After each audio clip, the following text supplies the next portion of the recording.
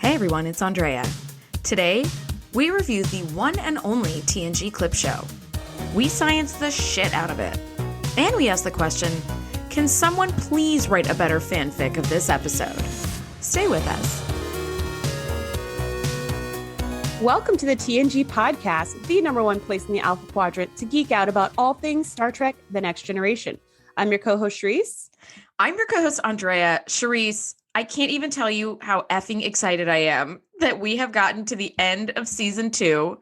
This is the season 2 finale, season 2, episode 22, Shades of Grey. Unfortunately, the episode is garbage, but we're about to jump into season 3, which by many has been widely regarded as the best season of TNG, but I could debate that for a long time. So anyway. Yeah, and I would have to say, so far they're being consistent, right? Because our season finale for season 1 was also garbage. That's true. I know that is going to change for our season finale for season 3 and 4 yes. and 5. We're going to make a nice turn for the better. The season 3 finale is, I think, one of the best. I think that one's the best finale. It's the best finale. Minus the last finale of the series, of course. Oh, see, I didn't like that finale. It just made me sad. I don't. But I like it. It's just sad. Like, you don't want to watch it again. Yeah. Yes. If it's a show that I really love, like TNG or like The Office or something, or Golden Girls, I never watch the finale because in my mind, I want the story to continue. I just want everybody to be sailing off into the next planet together and status quo. Mm-hmm. But anyway, that's not what we have here. What we have is a steaming pile of crap. They basically gave us chicken shit and told us it was chicken salad. Okay. And it was chicken shit. It sucked. It was written by Maurice Hurley in his last episode before leaving TNG. It was directed by Rob Bowman. Now, Maurice Hurley left after this season. So he basically just wrote a really loose skeleton of a script and then handed it off to Richard Manning and Hans Beimler to do all the rewrites. He's like, whatever, I'm out of here. He himself called this episode, and I quote, a piece of shit and terrible, just terrible. So you gotta love this guy's objectivity, because every time he writes an episode that's not good, he's like, yeah, this sucked. He's very clear about when it's quality and when it's not. So I appreciate that. No delusions going on with this guy. Absolutely not. Absolutely not. So I gotta love Maurice Hurley for that. And when he leaves, the show gets exponentially better. So I feel like you knew your work was crap, but you also were like, I'm getting paid, so whatever. So I think he helped the show by leaving. That may be a coincidence, because they did have a lot of writer turnover. That's true. So, that's true. But anywho, let's get into this so we can get out of this. Yes. All right. So during a geological survey on Serata 4, Commander Riker is struck by a thorn growing on a vine. The away team immediately beams him back to the Enterprise, where Dr. Pulaski finds that the thorn has released a deadly virus into Riker's body. Within a matter of hours, the virus will reach Riker's brain, killing him. To try to save Riker's life, Pulaski puts him into a machine that will artificially stimulate his brain neurons, keeping them active and resisting the virus. This causes Riker to dream of his past adventures aboard the Enterprise. I mean, can we just end here? That's basically what happens. That is basically what happens. You've mentioned this before offline, that the reason why this episode is just a clips show, why we just see a bunch of clips from season 1 and season 2 involving Riker, is because the show ran out of money by the time they got to the end of the season, because they had produced 2 really incredible episodes during season 2 that kind of ate up their budget. Mm-hmm. But I have to say, they still were able to do some stuff, even with their skeleton budget. I mean, they'd still had the alien planet, which I actually thought was the holodeck when they first opened up, because that's the same scene from episode 1 in season 1, where it's just that jungly with the river, that's where Riker met Data. Yes. I thought it was like where Worf does his calisthenics level 2 or whatever. Right. I thought that's totally what it was. Right. It looks very much like the holodeck. So they did actually build a brand new set. They could have just had this entire show on the ship, but because they needed to somehow infect Riker so we could do clips of Riker, they had to put him on another planet. So they put something together that I thought actually looked legit. It looked like it would have been in another episode, like a full episode of something. So there is that. And so the scene opens and we see Riker just moping. He's just sitting and just moping in what I thought was the holodeck. And I was kind of like, why are they wearing their uniforms in the holodeck? Again. And Geordi comes along and you're like, oh, they're on an away mission. And Riker is pouting because he got hurt by something. This is fast forwarding a little bit, but when Geordi scans it and is like, oh gosh, I don't know, we need to take him back to the ship. And then O'Brien's like, we can't, the biofilters cannot eliminate whatever it is from his body. Mm-hmm. So we don't want to, I don't want to transport him, and maybe it's contagious and it gets all over the ship. I don't know. And so then Pulaski's like, let me go check it out. So she goes and scans it for like 3 seconds and then's like, yeah, let's just beam him on board. I was like, wait a minute. Whoa. Didn't we just say we don't want to beam him because it could be contagious? And did your scan tell you it's not contagious? How did your scan tell you that? If this is a foreign entity and you don't know how it works. I did have some issues with the beginning. In my notes, I wrote, what the fuck is this beginning? I had to actually look on my Netflix and try to like buffer backwards because I thought it may, like Netflix sometimes like starts where you left off, like in the middle of an episode. Yeah. And it wasn't. It was the beginning. It was like we popped it in like the middle of a sentence.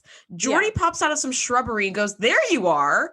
And Riker is sitting on a log pouting like he was just picked last for kickball. I was like, what? What's happening? So he got scratched up by some plant. Geordi hails the Enterprise to beam him back up. And yes.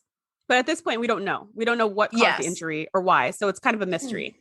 Yes. And I love that Geordi sort of set the scene for us as viewers when Riker was like, I'm fine. It's fine. Like, it's just a scratch. And Geordi says, it's our first time surveying this planet. We're the first people on this planet, maybe ever. We don't know what is out here. And then that for us as the audience is like, okay. All right. Now we know they're not in the holodeck. They're not in the, they're not doing something else. Yes. And you're right. Pulaski just goes like, okay, let's just bring him aboard. And I thought, damn, number one, that makes me want a tricorder even more than I already wanted one. Because I'm like, if you can detect all this stuff in like a 2-second scan,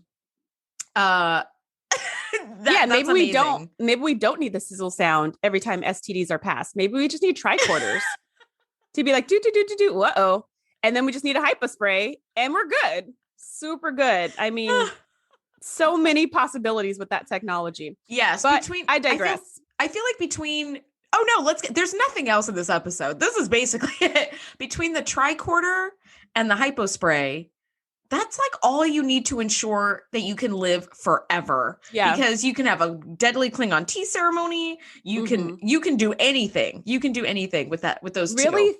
3 things you need to survive every type of apocalypse that could ever happen. It's a tricorder, the infinite hypospray that always happens to have the right medicine in it regardless, and a phaser. And you can do anything. Oh, see, I thought you were going to say, and Wesley Crusher, because he's just saving the day left and right. It's like, he's the third item you need. So Pulaski determines that Riker can come aboard the Enterprise, and she says that the microorganism isn't a bacteria or a virus, but it has elements of both. And I was like, ooh, I want to pick Shereese's brain because you are a virologist. You have a master's degree in virology. And I thought, A, what's your input on this? And B, people who maybe don't know a ton about biology or like bacteriology might think a bacteria and a virus are like the same thing, but they're very, very, very different. They're completely different things. But Shereese, what's your input on this? What would you think if Pulaski was like, it's a virus, it's not a virus, it's not a bacteria, but it has elements of both? Like, where does your brain go? Yeah, my first thought was like, wait, what? And then I thought, that's what I didn't think about is that if it was an alien organism, as you're going to find a lot of alien organisms on all these different planets. It could be anything. It's just going to be something totally other, right? Yes. Why would it be anything we're familiar with? That's kind of the argument that I have when people are talking about aliens being on other, like aliens in our real world being on other planets. Yeah. My thought is like, well, if there was an alien, we're assuming it would look humanoid, but like with a really big head or something. But why would it look humanoid? It could be made out of dust. It could be inorganic in our estimation. Yes. I think the same thing. It's like, it could be a cloud of something. And I think Star Trek actually does a great job at that. They have to give us humanoid aliens so that the crew has someone to interact with. But they have aliens come aboard that are fucking balls of light in their natural state, where it's like lightning. Exactly. Sand. Right. The crystalline entity, they do like, which makes sense. Like that logically makes sense that it's going to be something other. So it wasn't until the scene where I thought, gosh, whenever they get infected, it's always just like the flu. It's just like the Toulousian flu. You know, it's just like, but it's just like it's just another virus, which maybe doesn't make a whole lot of sense. I don't know. So then I also thought, bacteria and viruses are completely different, completely. You can't treat them the same, like nothing. And so I thought also, why would they even mention that it's a mixture between bacteria and virus? If we're talking about some fast acting microbe that will like kill you in a matter of hours, it should just be a virus. Because the only way that a bacteria could kill you that fast is if it creates some kind of toxin, and the toxin gets through your entire bloodstream really fast. But if you have a virus, well, the virus can do it all by itself. So I thought the mentioning of the bacteria was kind of superfluous. And then when they said that this microbe fuses to the nerves at a molecular level, I was like, what? Like, that's totally crazy. There are lots of, parasites and viruses and stuff that do attack the nervous system. But for it to fuse with nerves at a molecular level, like fusing with the cells. And the other thing is when a virus infects a cell, it destroys the cell, usually. Not always, but usually it destroys the cell. That's what I was thinking too. I was like, why would you fuse on a molecular level with the nerves that you are then destroying? Like, you're just destroying those nerves. So it's like, you're basically like drinking the poison yourself. Yeah. Yeah. And usually that's what a virus does. It destroys the cell, but not always. Sometimes it just hijacks the machinery and keeps the cell alive forever so that it never dies. So there's lots of like juicy questions as a microbiologist thinking about this organism. Like, why would it do that? How would it do that? Where is it going? Why would it go to the brain? Just like so many questions that I had.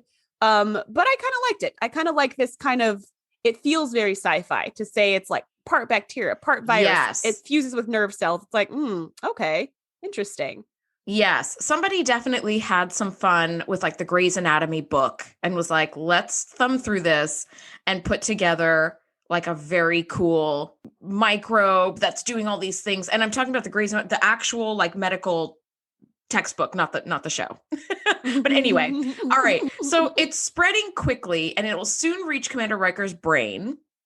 So this part of the story totally makes sense. Geordi and Data beam down to the planet to find what infected Riker because Pulaski's like, I actually need a sample of whatever this toxin is or this microbe I need to sort of learn more about it. Yeah. And so they beam down and Geordi goes down with Data. And I love that Data's like, listen, this probably isn't a good idea. I should go down by myself because we already can see that it can infect humans. And he didn't really see it coming. So you also may not see it coming. Well, and I love Geordi's response to that, where he said, we don't know that this doesn't affect androids as well. You're the first android on the planet. So there's no guarantee that you're going to be any safer than I will. And I was like, that is a very fair point. Data thinks he's indestructible, but really he's not. He's a mystery. We don't know what affects him. Yeah, so that's a really good point. That is true. So they do the little vine trick. They find this vine with this really, really stupid looking barb on it that only has one. Or at least one right there. But once again, we see Geordi's superior visor at play, which I thought was super dope. He's looking at this tree vine or this crazy like root thing. And he's just like, I see some thermal energy. Like I see heat coming out of a plant, which I'm like, what? And then Data's like, oh, he's got the tricorder there. And Data's not picking up anything. He's like, nope, just a tree. And like, wow. It's a rhizome, which I thought was really interesting that they inserted that in there. A rhizome is essentially a branch that grows parallel into the ground and grows its own little roots. That is what grass is. So if you are in your yard and you find those like long root things of grass and you pull them and it pulls like half the yard up, it's kind of like pulling an electrical like cord and it kind of goes zip along the ground. Those are rhizomes. Like it's rhizomous in structure, I guess. But the other thing though, it makes sense to me that plants would have a thermal signature because it's a living thing. There are cells moving back and forth. Everything is sort of a super highway, which would create some friction and there would be some heat. It would create heat, but the way that Geordi saw it was like there's something else going on. So that made me picture the thermal signature of this plant was vastly different from all the other plants all around them. It wasn't just normal, it wasn't normal, whatever color it would be, orangey. I don't know. Yeah. Instead it was like bright red or something for him to be like, wait a minute, there's something with this plant. And I think that is super neat. And then when Geordi went to touch it to be like, I have a theory that there's something going on with this, and how Data's just like, I don't think it's a good idea. You probably shouldn't touch it. And he's like, oh yeah, I'm counting on you to like make sure I don't die. And then like instantaneously the vine tries to stab him in the neck and Data catches the vine. And I was like, oh my gosh, like that literally scared me. I jumped at that part of the episode. I did, because I didn't know that was going to happen. I was like, oh my gosh. And then he was like, oh, good catch. I was like, oh my gosh, if that would have like impaled you, that would have been no fun at all. And how did Riker not see that? I mean, I guess it retracts really quickly or something, but I was like, how did Riker not see a giant thing sticking out of his leg? That is true. Number one, you are right. We totally got to see Geordi's superior visor. We got to see Data's superior reflexes, which I was like, cool. Anytime they show Data being his best Data self, I'm always so in love with that. When he forces open doors and stuff that like nobody else, I live for that kind of stuff. But they did say when Riker was stabbed in the leg that he just felt numb. And I thought, oh, it's kind of like leeches or mosquitoes that inject you with a numbing agent first, so you cannot feel them sucking your blood, which is what makes them successful at what they do. So it's like this vine has numbed it. But I think he said it felt numb when he got back to to the sick bay. That's when he said, my leg just went dead. He said it just, on the planet, he said, it feels fine. Like, cause they were like, are you in any pain? He's like, no, it just feels kind of numb. And then when he got up to sickbay, he was like, my whole leg just went dead. Oh. I was like, okay. One thing that I thought they tried to, I feel like the writers tried to make this a little interesting, but it didn't, the calculations in my mind didn't work out. They said, we're basically standing in like an animal graveyard. So it's like, okay, this plant feeds off of animals, which there are plants that feed off of animals in the real world. But if you get stabbed, your first instinct is to like jump and run away. So if I were like an antelope, you get stung by something or stabbed by something, and then you jump and take off. Well, maybe, but notice that Riker literally just hung out. So, I mean, I guess it depends, right? Riker was like, because he got stabbed in the leg in his way to run away. So he wasn't running anywhere. He got stabbed and was like, ouch, and then went and sat down. So if that's what happens, if the animals get stuck in their limbs, then maybe they might stumble a little bit and then not be able to walk with their limbs. I guess that's true. I guess pass out in the river and decompose in the river. And then that's how they get absorbed by the plant. The rhizomes absorb it. I think it's really like a long game on the plant's part because they could easily just climb out of the river and now they would die somewhere else. Like, I think what I pictured is the animals would kind of stumble around and go die like, 200 feet away or something, right? It's like, you're not close to this plant, although it might be a network of them, like aspens are all clones of each other. That's a network.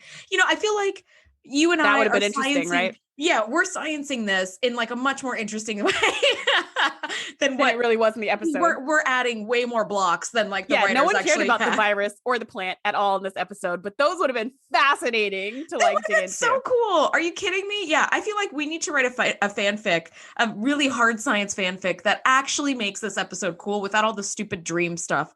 Anyway, so Pulaski's trying to figure out how to save Riker, and Riker is just being very like light and humorous. And he says that facing death is the ultimate test of character. And I'm like, screw that. have my last, like, I'm 38.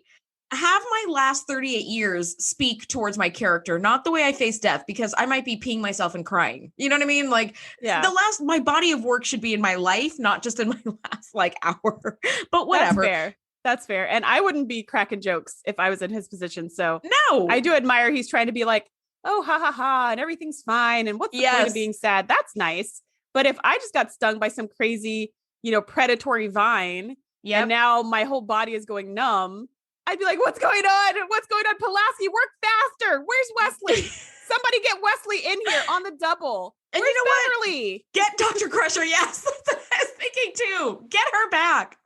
So Riker's flatlining and Pulaski's like, ooh, if we stimulate his neurons directly, it might keep the microbes at bay. How she came to that conclusion? Here's what I think, although I'm making this up on the spot right now.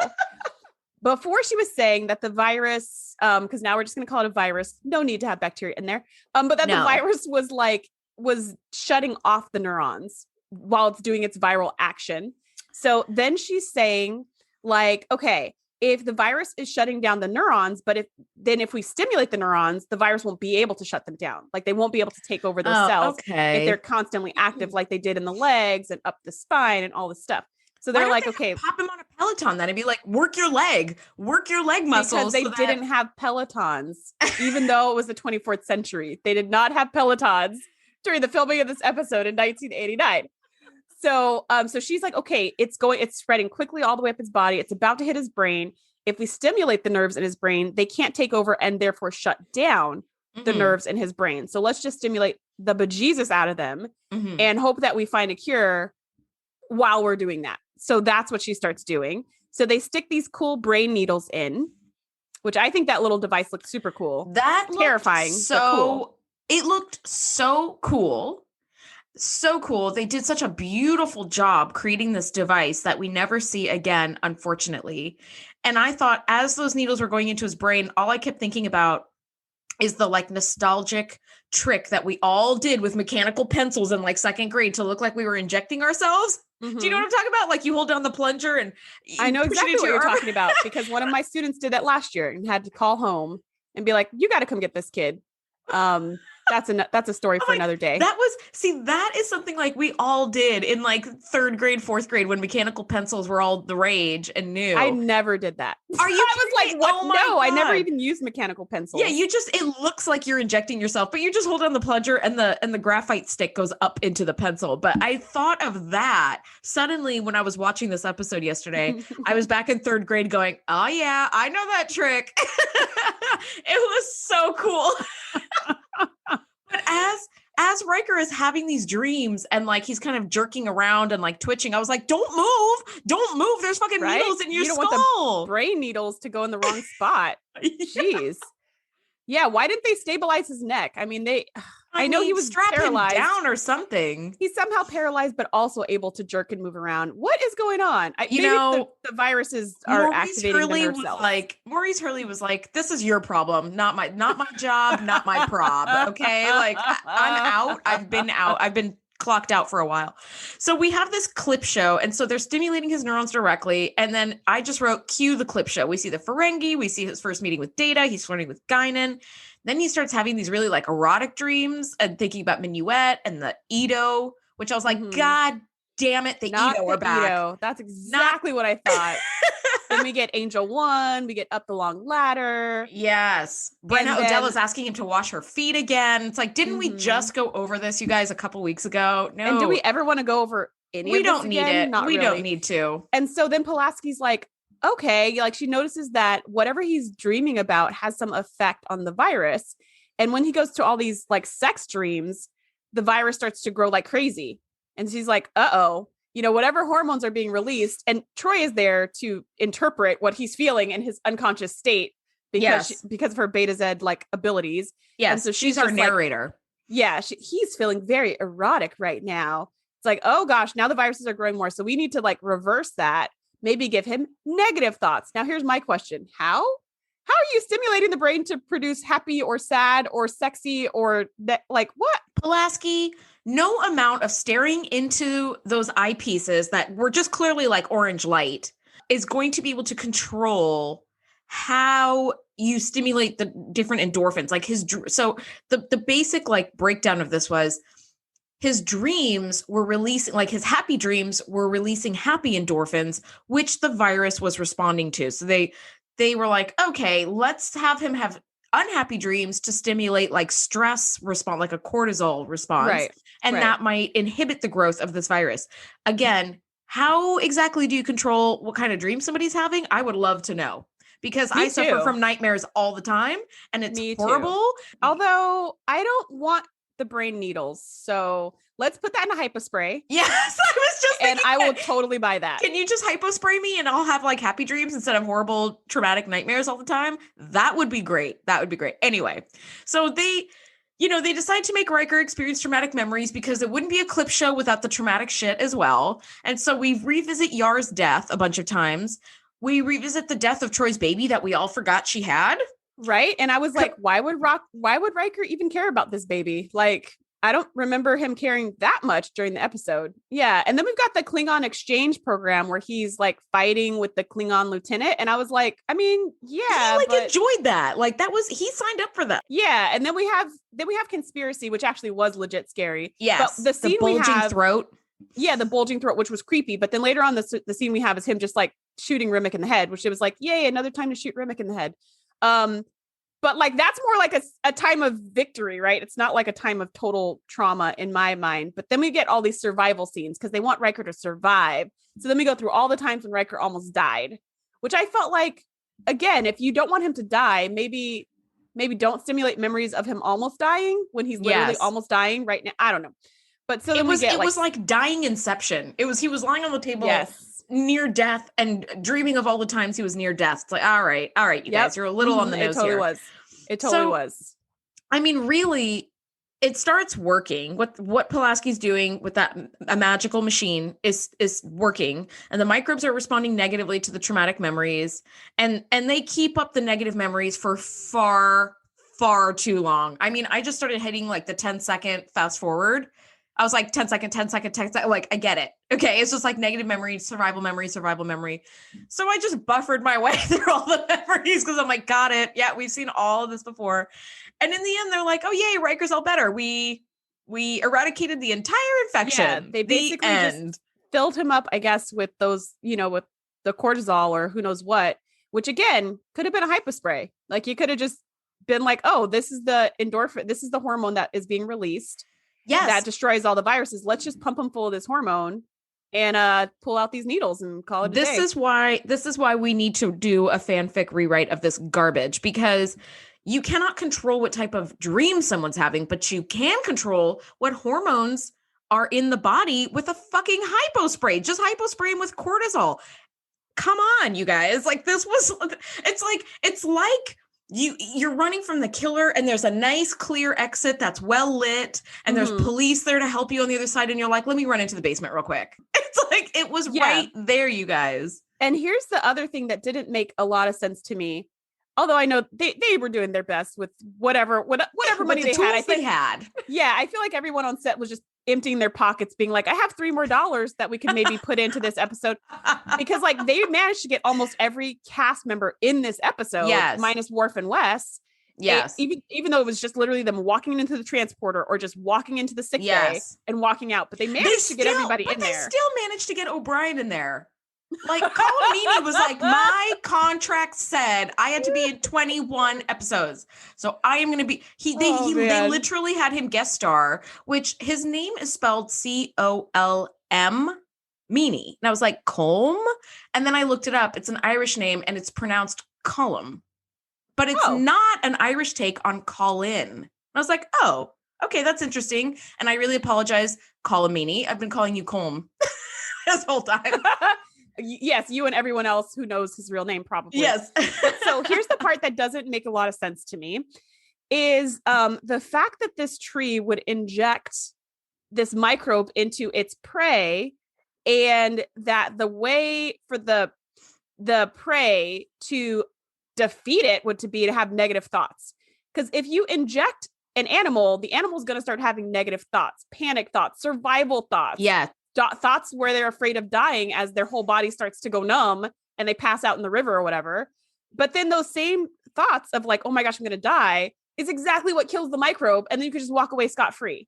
So I was like, that doesn't make a whole lot of sense. This is a snake eating its own tail. That's what that is. It would make more sense if the happy thoughts killed the virus, because then you'd be like, oh, there's no way an animal in this condition that's about to die would even think of having happy thoughts. You're right. That would make more sense. But they needed a clip show. Girl, they got a clip show. There are so many moments in this show that would have made so much more sense. So much more sense. However, yes, the reason we had a clip show at all is because TNG overspent on Elementary Dear Data, which is the Sherlock Holmes Moriarty episode, and Q Who, which is the Borg introduction episode.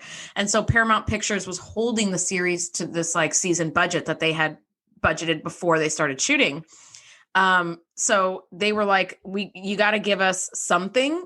We ordered 22 episodes and you need to produce 22 episodes. I will say, considering the restrictions that they were working with, they didn't do a bad job. I mean, they were basically working on like this entire show with like McDonald's money. Like they had enough money to buy like a 6-piece chicken nuggets and they made a whole show out of it. They did shoot it in 3 days, which is completely unheard of. So a normal episode takes, a fast shoot is like 7 days to shoot a weekly episode. So Paramount was like, can you trim it down to 5 days again? Because, you have to pay all the cast and crew to be there, blah, yeah, blah, that blah. makes sense. So Rob Bowman was like, I'm going to try to do it in 3 days. But the way that he was able to do that was he's like, I have to just shoot in sick bay almost exclusively. Can't be moving me on the bridge. You don't see the bridge at all in this episode. You see the transporter room, sick bay, and the planet. And that's it. And so he tried to do all these different angles in sick bay to try to make it interesting. But he wrote, in the book that is like my Trek Voyages Bible, is he basically just said, like, I have to be in, like, he just shot all of sick bay in 2 days time. And then the planet took like the last day was like the planet and the transporter room. But I mean, considering that, they didn't do a bad job. And he himself said, like, I shot the framework. I shot all the sick bay scenes and the transporter room and the planet. And then they just said, great, we'll just insert the clips in editing. And so he never even saw like a complete final version before it like dropped on an Our World. But yeah. So I will give that to them as well. Like, working on the budget that they had, I think this is a complete episode. Which is pretty impressive. And it's impressive that they did it in 3 days. So it's not my favorite episode, but at least it doesn't suck because like the storyline is just so painful. I mean, it's just, if you liked any of these episodes in the first 2 seasons, you would like this part. It's just most of these episodes I didn't like. So I was like, ugh, not the Edo, not Skin of Evil, not, but like, if I had liked those episodes, I'd be like, oh my gosh, oh, it's that one. Oh, it's that one, So considering their restraints, I'll say, okay. I will say, like you, it's not my favorite episode, but it is my least favorite episode. I would, the Royale and Justice, I would say, are like just, I would rewatch this a bunch of times instead of having to fucking watch the Royale one more time in my life. Yeah. I never want it to exist ever. Anyway, so this is where the episode wraps. This is where season 2 wraps. So you're right. They are keeping up with the really garbage season finales, but that's about to change because season 3 finale, not to spoil it too much, but is a big Borg episode and it's a cliffhanger and it's, oh my God, it is one of the best episodes of TNG, hands down. So the trend of crappy season finales ends here. And then season 3, we get so much good stuff to look forward to. So I'm really, really excited to dive into that. So next week, Shereese, we are talking season 3, episode 1, Evolution. I can't believe when we started this podcast that now it's like, now we've basically run through the part of the obstacle course that's like barbed wire and like poisonous animals and all that. And now we're coasting into season 3 and it just keeps getting better and better and better. Yeah. Now we're running downhill on the beautiful trail by the lake. Yes. This is the part of the Spartan race that I actually like. Yes. Not so much the crawling through mud with the electrical wires hanging down above you. Okay. That's what season 1 and 2 I actually did like going under the barbed wire. That was actually pretty fun. I didn't like carrying heavy things. So this is more like carrying a giant freaking stone. Why are we doing this? That's what this is. But now we've dropped the stone and we're just cruising downhill. So it's beautiful. I'm so excited about season 3. Yes, there are people down by the lake to offer refreshments and sandwiches too. It's just beautiful. It's beautiful. Yes. Season 1, I would say, pretty awful. Season 2, much better. Meh. I would say it was very meh. That's my overall for season 2. It was much better. It was much better, but also eating, raw cabbage is better than eating garbage. You know what I mean? So it's like still not great, but it's much better. It was a big improvement. I'd say it was very spotty. There were some really great episodes and then there were some like really, really bad episodes. So it was very uneven, but then season 3 is just like, the gates have opened and the angels are singing. So we have so much good stuff to get into. And I'm so happy we've been on this journey. Shereese, you and I, it's been so much fun. I can't even tell you. And listeners, we've gotten emails from you guys saying that you love listening to us. And I think that it still blows my mind that anybody wants to hear me talk about anything. So I'm just so tickled. And thank you so much for all the love we get from you guys. It's truly so mind blowing and so appreciated. Really. 100%. That's one of our favorite things is getting notes and messages and DMs and texts.